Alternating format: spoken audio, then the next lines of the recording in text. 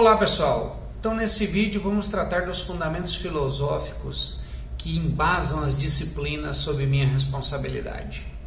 Bom, a ciência é uma forma de ver o mundo e começou na Grécia Antiga e percorreu um longo caminho até chegar nos dias de hoje, certo? Nem sempre nós vimos o mundo, nós percebemos a realidade como percebemos hoje.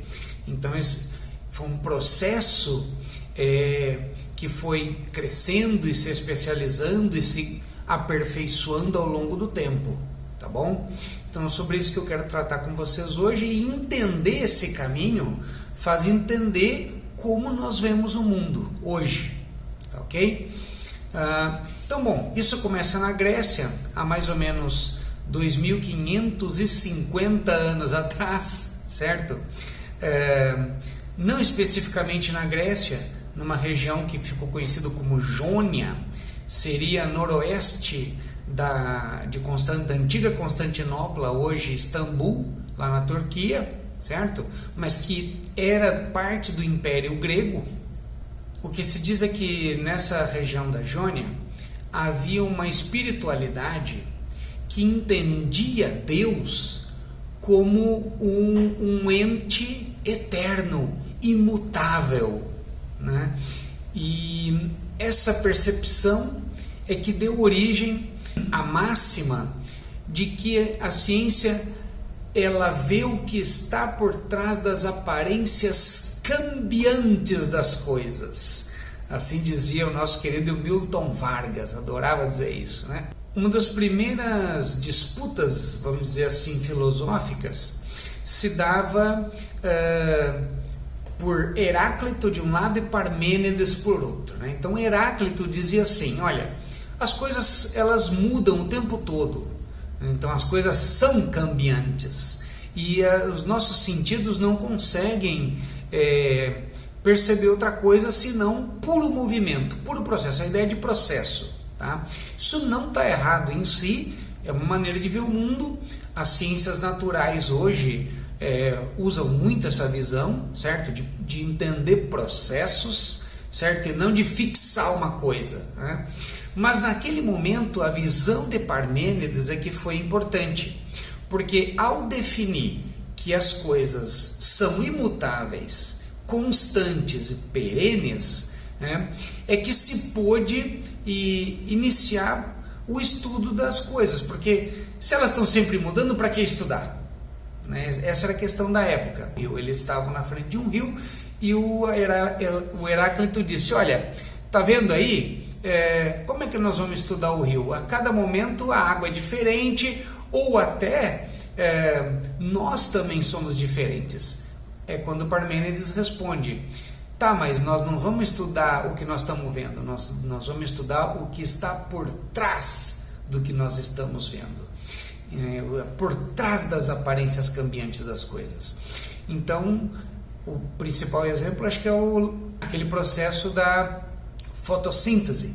A gente olha para uma árvore e justamente o que está por trás da árvore é o que a ciência vai estudar.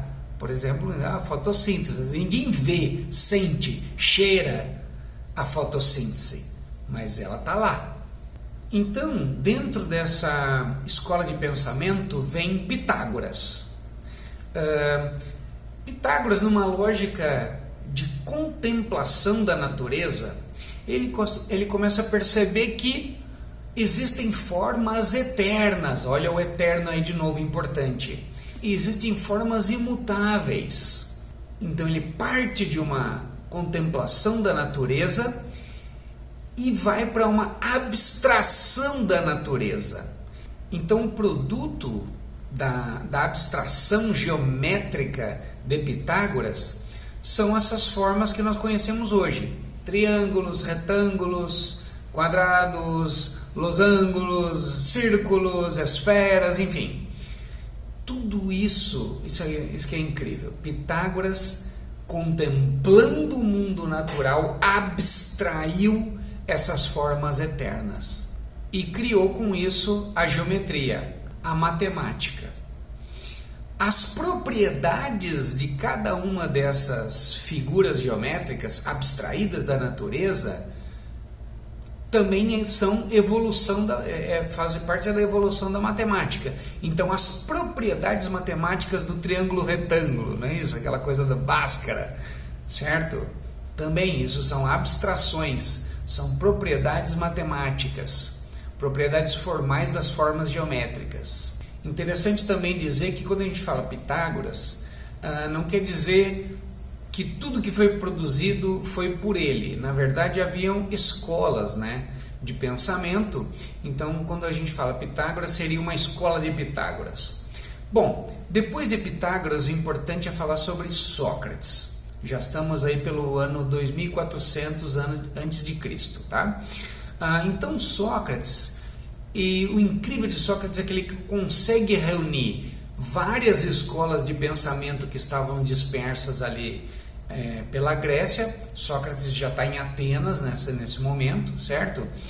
E Sócrates chega a essa percepção que a gente chama do império da dúvida, né? Só sei que nada sei. O império da dúvida também é o império da humildade. Veja que importante. Então, fazer ciência é assumir que você não sabe nada e justamente está procurando saber. Então, o cientista, ele não é aquele que leva a luz, é aquele que busca a luz. Mais importante, tá? Depois de Sócrates, vem Platão. Olha, Platão viu Sócrates morrer pela democracia grega. Então votaram, né? Olha o que a democracia faz com os cientistas da cicuta. Platão viu Sócrates morrer julgado pela democracia e pensa assim, olha, isso é uma roubada ficar falando na ágora e ficar querendo convencer as pessoas. Eu vou pegar um grupo aqui reduzido e vamos desenvolver as ideias entre nós aqui. A chance de dar problema é menor. E dentro ainda de uma propriedade privada. Olha o que ele foi fazer. Então, ele conversou com o amigo dele lá, com Academos, que cedeu os jardins do seu palácio para Platão se reunir com outras pessoas lá da Atenas antiga e discutir as ideias. Então Platão ficou conhecido como ali se tornou então a Academia de Platão, porque estava no jardim do Palácio de Academos. Então começa ali essa ideia de aula, reunir as pessoas, passar conteúdo e tal. Interessante que à medida que a coisa foi se desenrolando, Platão percebeu que as pessoas não acompanhavam muito o raciocínio, né? Então precisava filtrar, né, as pessoas que estavam entrando ali nos jardins do Academos. E tinha muita gente que ia lá e ficava atrapalhando. Então, qual é o filtro? Como que ele vai selecionar as pessoas? Muito bem, lá na entrada, certo? No pórtico de entrada, ele pediu para colocar um escrito: só entre se souber matemática. Bom, se até Sócrates era o esquema de discipulato, né, eram discípulos de Sócrates, Platão inaugura o alunato. Então eram como alunos que estavam ali no pátio do palácio, recebendo conteúdo dos mestres, certo? Depois de Platão vem Aristóteles. Então Aristóteles passa por, agora o ensino por tutoria, certo? Então o maior aluno de Aristóteles foi justamente o maior imperador da história da humanidade, foi Alexandre o Grande, certo? As contribuições de Sócrates, Platão e Aristóteles para a humanidade devem ser do tipo 90-95% de toda a filosofia. Dizem, os grandes filósofos dizem que tudo que veio depois desses três foram meros rodapés nas suas obras. Bom, pessoal, essa é a ciência grega, assim começou a coisa. Então, o principal modelo de pensamento era a contemplação, a abstração e o diálogo entre as pessoas, entre os mestres, ou mestre, aluno, discípulo, ok? Bom, a segunda fase da ciência se dá na Roma, na Roma antiga, certo? Então entra em vigor agora uma outra mentalidade, a mentalidade da arte romana, ars romana. Não importa mais tanto essa coisa de ficar contemplando a natureza, não, eu quero fazer uma máquina para matar meus inimigos, é isso que os romanos queriam, certo? Muito bem. Então todo conhecimento agora fica voltado ao fazer. Portanto, imaginem o grande avanço das técnicas. É aí que tem início o que a gente chama hoje de ciências aplicadas, ou engenharia. Bem, nessa fase houve muitos pensadores, inclusive alguns foram imperadores da Roma Antiga, né? Mas enfim, não quero me aprofundar nesse assunto nesse momento. Importa a gente entender que para a história da ciência, a fase romana foi uma fase de desenvolvimento da prática, aplicação, certo? Que deu origem às engenharias e toda a ciência aplicada que a gente tem hoje. Bom, depois disso, pessoal, a gente sabe, o Império Romano caiu, entrou a Idade Média, que foi dominada por um pensamento cristão na Europa, né? Durante esse período, houve um imenso avanço na arte de fazer ciência. É o que o pessoal chama do avanço de fazer teoria. Então imagina, durante 1000 anos, os padres, monges, enfim, ficaram exercitando essa coisa, essa lógica de ver o mundo sobre Deus, sobre a Bíblia, sobre os escritos antigos. Bem, além disso, houve ao longo desses 1000 anos um imenso avanço de outras artes, aproveitando a ars romana. Então, técnicas de urbanização, as cidades foram crescendo, e todo tipo de técnica, fazer barco, fazer catapulta, fazer fortificações, construção, arcos. Tudo isso foi sendo aprimorado ao longo do tempo, né?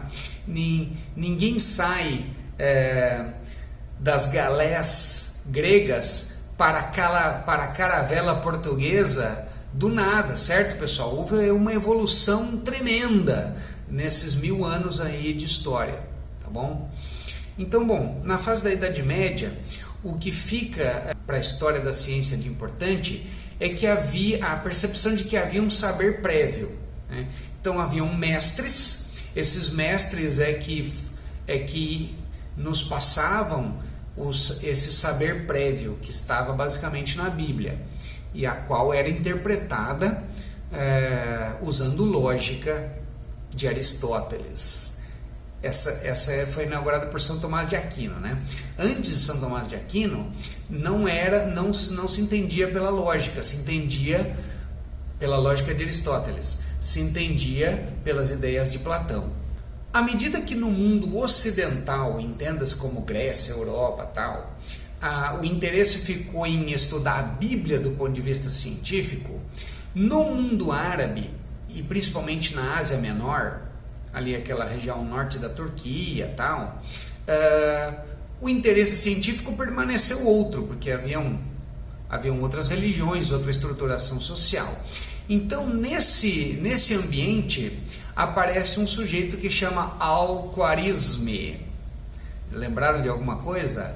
Al-Khwarizmi, algarismo. Sim, o cara que inventou o algarismo. Caramba, até esse momento, toda a numerologia, vamos dizer assim, era dada por aqueles pauzinhos, X, V, lembra aquele número romano? Algarismos romanos, né? Lembra? Mas isso é horrível. Como é que vai fazer conta com isso? Então era muito difícil. O Al-Khwarizmi então desenvolve um outro sistema, tá? Um sistema decimal, onde os números agora têm esses símbolos que a gente conhece hoje em dia, certo? E com essa simbologia numérica foi possível o desenvolvimento de inúmeras ferramentas matemáticas. Isso trouxe um avanço magnífico. Isso chegou ao Ocidente, e quando isso chega ao Ocidente, principalmente o pessoal que estava trabalhando na parte de astronomia, que eram padres também, tudo bem? Então, quando isso chega ao Ocidente, a astronomia tem um avanço incrível certo? E que permite daí o desenvolvimento dessas ferramentas de navegação e as próprias navegações ao fim da Idade Média. Depois disso, pessoal, vem o que a gente chama de Renascimento. O Renascimento foi mais ou menos uma reação à visão da Idade Média. O que importa é contestar os antigos mestres, partindo de observação direta dos fenômenos. O que importa agora é a experiência pessoal, veja o antropocentrismo, certo? A experiência pessoal daquele fenômeno. E o que cresce muito também no Renascimento é a descrição, certo? Então a arte de descrever o que está sendo observado. Então observação direta, contestação dos antigos mestres e descrição pormenorizada. Isso teve um avanço incrível também. Principalmente o pessoal das ciências naturais, ciências exatas da Terra, enfim, é importante essa coisa da descrição, né? Você vai descrever uma flor, por exemplo. Então, olha a riqueza que um biólogo consegue usar para descrever aquilo que ele está observando. Isso vem da Renascença. Então, também a visão renascentista contestar os antigos mestres, ou seja, não importa o título da pessoa, se essa pessoa é um cardeal ou se é o Papa, pouco importa, importa o argumento, importa a hipótese a ser testada, né? A teoria a ser feita, o que está sendo usado para validar essa teoria, certo?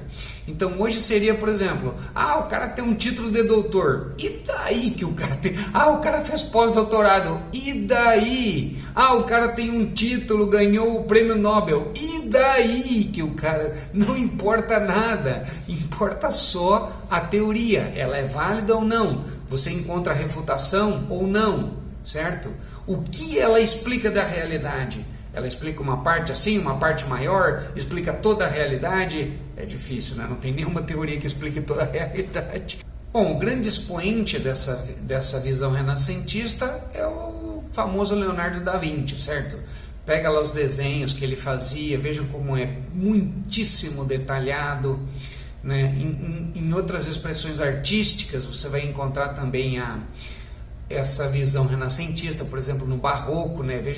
Veja os detalhes. Então foi uma visão de época, veio agregar valores à ciência. Bom, pessoal, a última fase é o que nós chamamos de fase moderna da ciência. Quem inaugura essa fase é Galileu Galilei. E o que ele pensa de diferente é de montar um experimento para testar sua hipótese. Então, e é isso que não é isso que a gente faz hoje em dia. A gente quer fazer alguma coisa, monta um experimento. Isso, o pessoal da física, da química está muito imbuído nessas coisas. Mas de maneira geral é o que a gente tenta fazer, certo? Até esse momento não se fazia, não se tinha a ideia de montar experimentos para testar hipóteses. Então nesse momento agora da ciência moderna, a gente entende que primeiro a ideia ocorre na mente. E a gente mentaliza um experimento a ser feito para provar ou refutar a nossa hipótese, certo? Então muda toda a lógica, não é mais contemplação da natureza, não é mais aplicação prática, não é mais contestação dos antigos mestres ou descrição, certo? Agora é experimentação, essa é a ciência moderna. Bom, então imagina Galileu Galilei com os instrumentos rudimentares que tinha, certo? O cara foi um herói, pessoal, certo? Bom, depois de Galileu vem Descartes, onde ele desenvolve essa coisa da dedução, da relação entre fenômenos, né? Relação causal entre fenômenos. Veja lá o episódio da Matrix, que aparece um personagem que é o Descartes, certo? Ele fala cause and effect. Daí vem nosso querido Francis Bacon com seu empirismo, né? Que é muito interessante essa visão, mas em algumas situações pode complicar, certo? O importante de Bacon também é a indução. E Por fim, Comte, com a sua visão de mensuração, certo? O famoso positivismo. Claro, esse também tem lá seus problemas, suas limitações, mas é uma visão importante para a ciência moderna, tá? Tudo pode ser medido, tudo pode ser, isso é o império da estatística, certo? Olha, nem sempre funciona, mas é uma visão de mundo. Bom, pessoal, então o que caracteriza a ciência moderna? Primeira coisa, experimentação. Não existe verdade mais absoluta. Então, até esse momento é importante dizer também, sempre o pessoal tentou encontrar uma verdade absoluta, diante daquela visão de que Deus é eterno, é absoluto, perene e tal, certo? Então agora abandona essa ideia de perenidade das verdades. Então assim, a teoria ela é uma expressão da verdade diante dos dados disponíveis.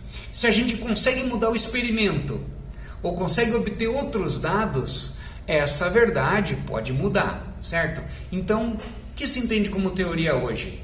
É a melhor verdade que nós conseguimos apreender. Não é absoluta, tá? Muito importante isso. Também se admite diferentes métodos para a ciência, para a investigação. Então, antes disso também se achava que todo mundo tinha que usar o mesmo método, tá? Então agora a gente entende, por exemplo, ciências humanas vai usar um tipo de método, física, química, mais experimentação, biologia, mais observação e descrição, e assim por diante. Cada área do conhecimento vai usar os seus métodos. Então olha que bonito, pessoal, a gente parte de mais de 2.500 anos atrás com uma visão de contemplação da natureza, abstração, que claro, tudo isso que a gente comentou aqui é válido até hoje, certo? Passa por uma fase de desenvolvimento da prática, passa por uma fase de aperfeiçoamento do fazer teoria, aperfeiçoamento das técnicas dessa prática, passa por outra fase de descrição e de observação dos fenômenos e chega ao momento de hoje, em que vale a experimentação e a aplicação de diferentes métodos e a percepção da limitação da própria ciência, que a gente não consegue uma verdade absoluta com esse método. Então, no seu trabalho, é exatamente isso que você vai usar. Use, por favor, todas essas ferramentas. Contemple a natureza, observe, descreva, abstraia coisas da natureza, procure desenvolver uma técnica, procure aprender um software, procure operar um sistema, né? Monte um experimento para validar aquilo que você está fazendo, ou pegue dados já de algum experimento, certo?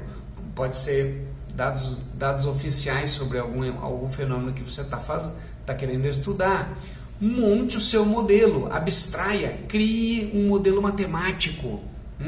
A partir disso, faça suas previsões. Veja como está tudo ligado. Os inimigos que você vai enfrentar nesse processo, basicamente são o misticismo, ou seja, aquela visão de atribuir tudo a Deus, a um Deus, porque daí é muito fácil, né? É só você dizer, não, foi Deus, aí acabou, você não precisa mais estudar nada, certo? Então isso a gente quer evitar. Outra coisa que a gente precisa evitar, são os inimigos da ciência, é a ganância. Então quando você vai fazer ciência pensando em ganhar dinheiro, certo? Então você vai acabar passando por cima do método científico, vai acabar pervertendo a ciência. Ignorância. Então outro caso é a pessoa se vangloriar, por exemplo, de sua ignorância, tá? Então ela, para que estudar? Se eu já sou rico e ignorante, eu não preciso estudar, não é isso? Então a ciência não serve realmente para ficar rico ou para ficar poderoso, tá? Não, a ciência serve para fazer uma hipótese e testá-la, tá? E outro inimigo da ciência é a arrogância, certo? Tem a ver com aquele pecado capital de que o homem quer se achar igual ou maior que Deus. Então o arrogante, para que ele já sabe, para que eu preciso estudar? Eu já sei tudo que eu preciso.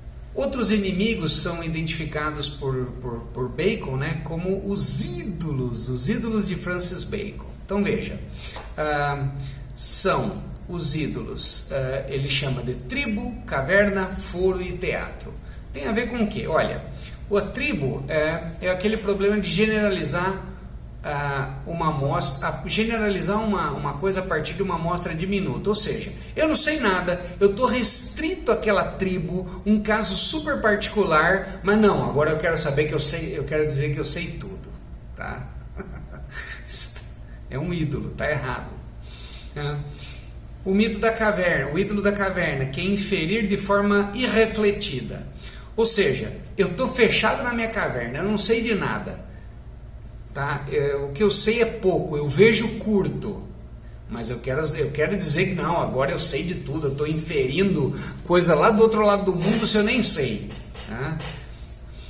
Outro é distorcer a realidade mediante retórica. Esse é o ídolo do foro. Então, isso é bem comum nos dias atuais, né? Que a gente está vendo como esse cientificismo que pregam, né? Então vem um cara aí na TV, em qualquer canal de comunicação, enfim, e diz, não, em nome da ciência, use máscara, fique em casa, certo? Isso não é ciência, isso é um ídolo, está distorcendo mediante retórica. E por último, o teatro, que é impor uma visão como tacitamente certa. Então você... É aquela coisa da imposição. De novo, isso também está muito atual, esse ídolo do teatro. Olha, os dados são esses, tá? Então isso aqui é verdade absoluta, cala a boca, siga, use a vacina, você vai levar, certo? Então dizer que, por exemplo, não, mas o prefeito mandou, tá? Então isso não é ciência. Os políticos normalmente são inimigos da ciência. Tem outros vídeos no canal que tratam sobre isso também. As limitações do próprio ser político, né? Aristóteles já tratou sobre isso, né? O campo da ciência é a lógica. O campo da política é outro, é a retórica, certo? Então misturar os dois não dá certo, pessoal. Vai perverter a ciência. Nós queremos aqui garantir a ciência e garantir para você fazer seu trabalho, tá bom? Então pense dessa maneira. E como você usa todos esses conceitos, esses princípios, aquilo que foi desenvolvido em 2.500 anos de história para o teu trabalho. Ok, pessoal? Então vamos lá em frente. Grande abraço.